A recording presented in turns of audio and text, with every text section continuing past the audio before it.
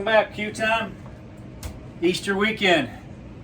We are doing 9 racks of ribs and 2 hams.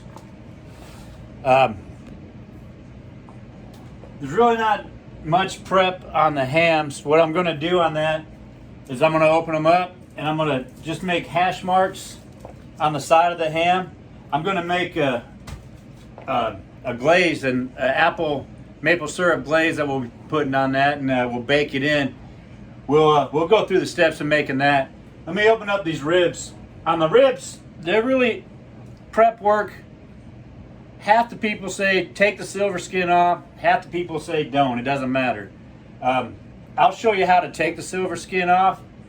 I've never taken it off. I just take a knife and I hack up the silver skin a little bit and rub into that.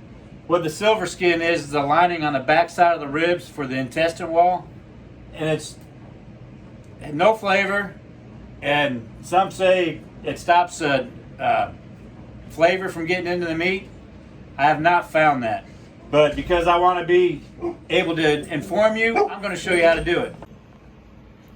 All right, here's a silver skin here.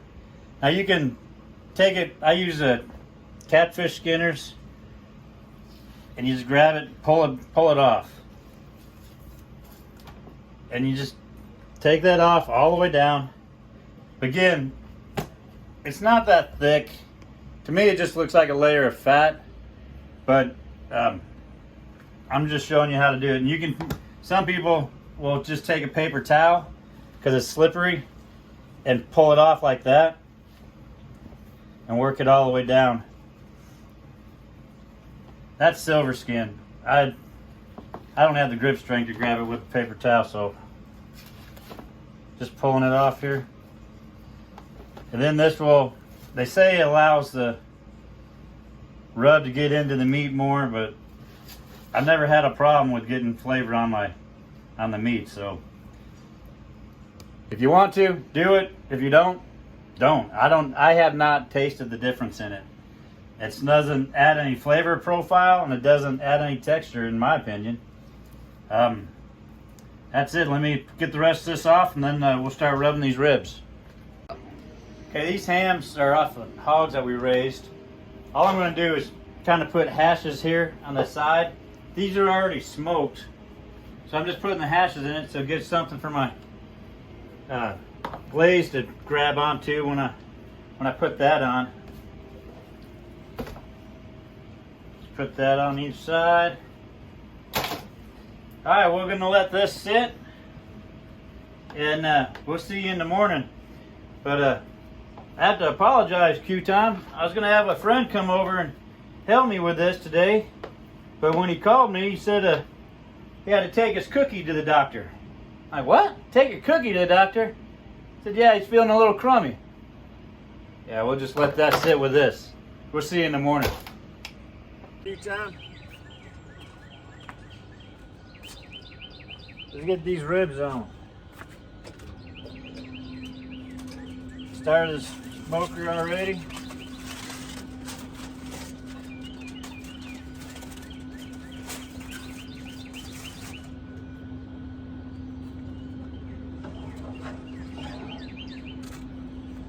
Take that rack out so we can get them stacked in there good. It's going to be tight.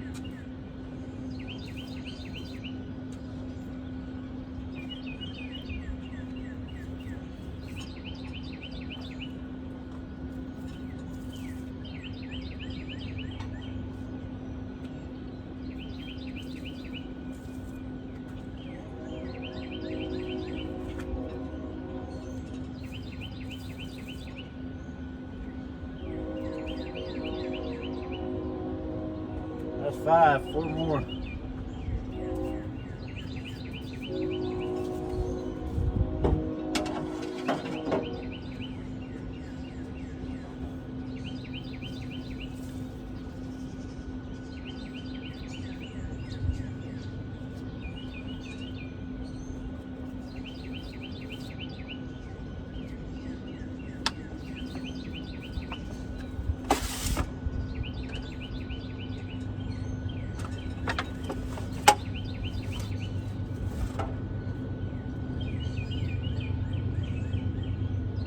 Well, we got the ribs on.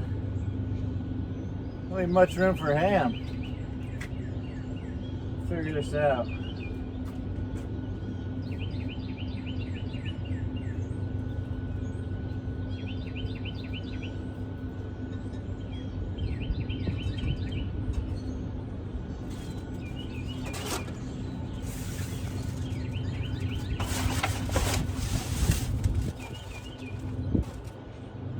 What I think I'll do is I'm going to smoke these ribs, and then when I wrap them after 3 hours, I'll go ahead and stack them up, and then I can get the ham on there. That's what we'll do. Sometimes you gotta think it out, but we'll get it done. The hams are already cooked. They don't need to be cooked and smoked. We just want to get the smoked flavor into them, and then put the glaze on them. So that's what we'll do, smoke time. Q time, we'll get them. Hey, happy Easter. Smoking lamb is lit. Got to put our apple juice in here. Remember, I like to put have juice in here for a little moisture to go around in. I gotta go to church today, but while I'm here, I'm gonna spritz the apple spray on these ribs, just to give it extra more flavor. Get the probes in here. I don't do 3, 2, 1 on my ribs. None of that techniques like that. What I do is smoke them for 3 hours. Then once I get done smoking them for 3 hours, I wrap them in foil, and then I keep the heat on. And there's 2 ways to tell ribs are done. When they pull back off the bone about a 1/2 inch on the edges, the ends, or when it gets to the temperature of 198. Your preference. I think if it's pulled back, it's good. They're going to be good and tender. Again, any preferences, things that you want to do is what you do. We'll show you the steps through it, and we'll get through it, and we'll get on these ribs. All right, Q time. We've been on about 30 minutes, 40 minutes. We're going to go ahead and spray with apple juice. I like to keep them moist, as I've spoken in the past. They still got juice sitting on top from when they were in the refrigerator. That back one, I don't know if I can get that back one too good. Need a rocket launcher to shoot back there.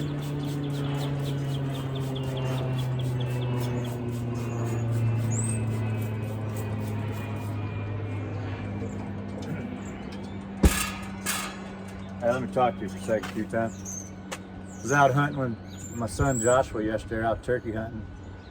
He's coming home, and we were listening to songs, and there's a song that reminded me of my daughter, who's been in Minneapolis in school.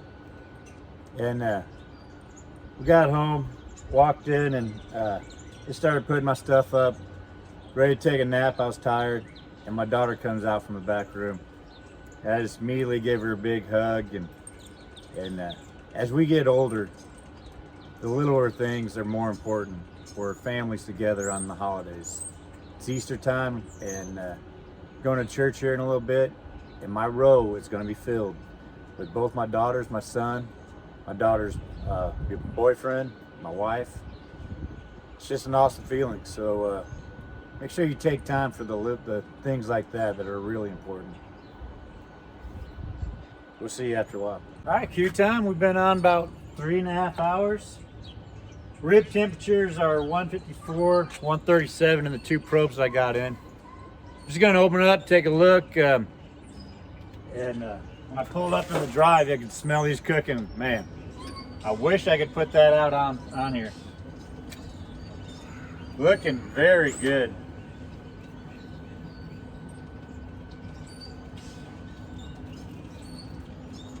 I want to pull this in, let you get a good close look at this. See that coloring in here? Look at this here. So good.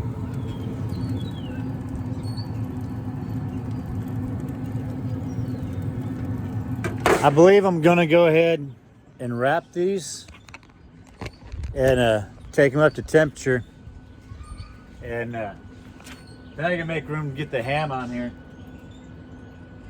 Yeah, I'm gonna go ahead and wrap these and put them up. Looking good.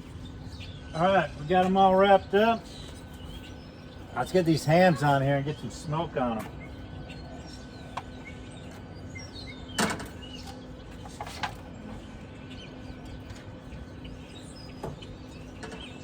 The ham's pretty juicy. Jeez.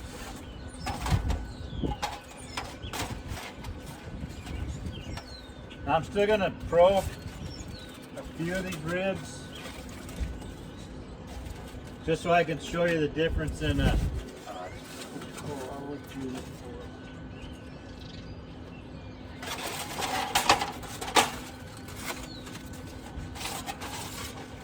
Alright, I poked a hole through the foil and I don't want to lose all the juices in it, so pull that out. Get the probe in here just because I want to show you when it hits the temperature you want and what it looks like with the on the bone, whether it's pulled back.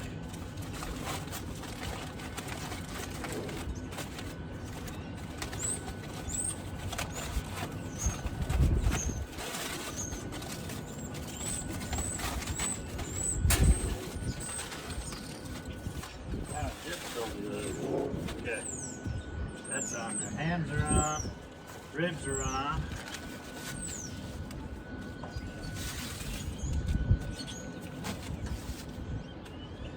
We'll put one up here.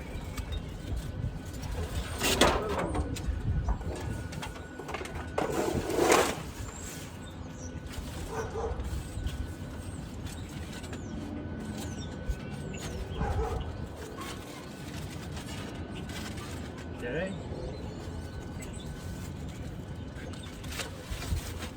The rest of these ribs I'm just going to stack up. I just need the temperature on them.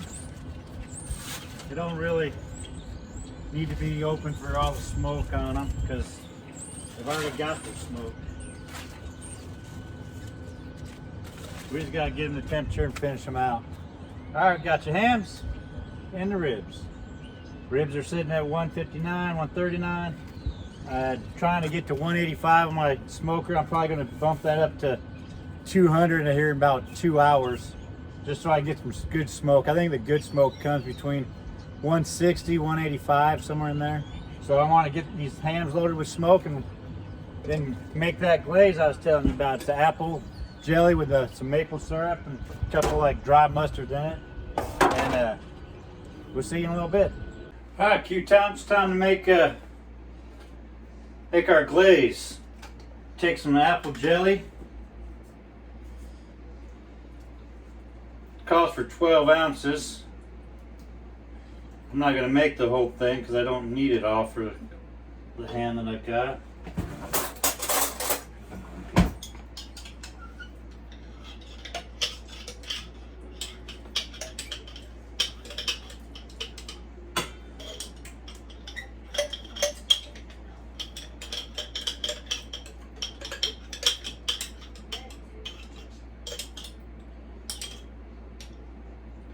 Apple jelly just smells good.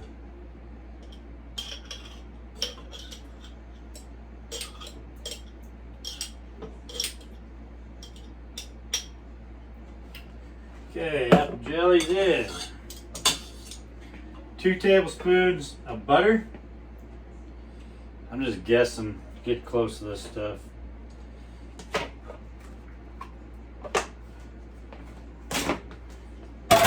3/4 cup of brown sugar,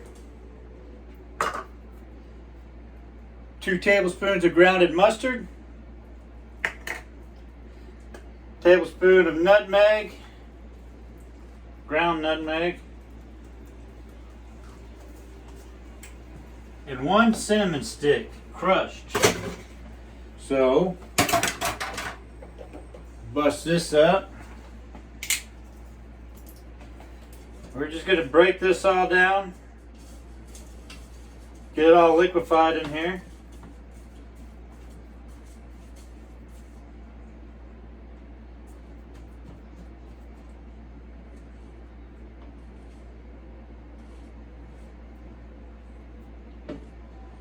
I'll let that heat up a little bit. The hams are coming along pretty good. They're up to 100 degrees out there now.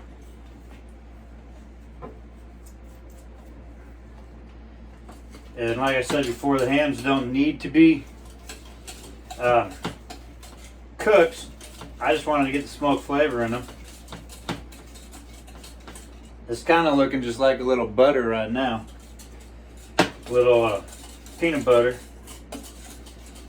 We'll heat this up, let it emulsify, get it good and liquid, and then we'll go out and put the hams in a pan so we can keep all the glaze in together. And we'll just go ahead and bake this glaze in for another 20-30 minutes, seeing how they look, and go from there. We got the glaze ready to go. Show you what that looks like here. Got our hams out. Gonna dump this glaze in there and rub it into those edges that I cut in. Oh man, that looks good to me. We'll give you a close-up in a second, Q-Time. Bear with me.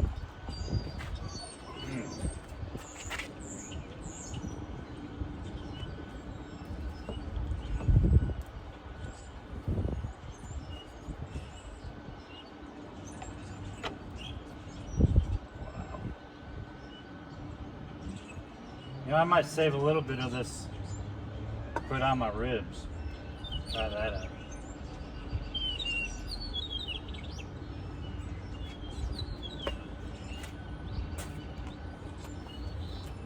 Check this out, Q-Town.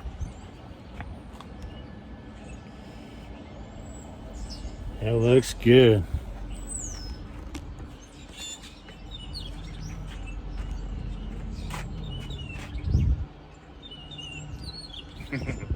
I like it.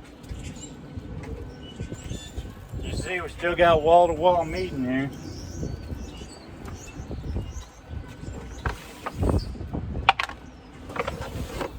These are just some good thermal gloves. Keep the heat off me. All right, Q-Time. I got most of them off. I got 3 racks of ribs still on. This rib right here is reading 195. That's the temperature I want. But another thing that I want to point out is when I get them close to being done, see how they pull back from the bone here, 1/2 inch here? That is my signature when I pull them off, when they're back a 1/2 inch. That's, to me, when it's done. If you overcook them, the rib experts, not that I am, but they tell you that if the meat falls off the bone, that's overdone. That you want them stay on the bone, you want them tender and on the bone, but not falling off. Oh, falling off is actually overdone. You don't want to go too deep. Here are our hams. Here's the glaze that's on them. The glaze just coated in there real nice. I think it looks good. I'm not going to cut into anything. We'll show you that when we get out to the in-laws' house. All right, Q-Time. They've rested. Time to cut them open.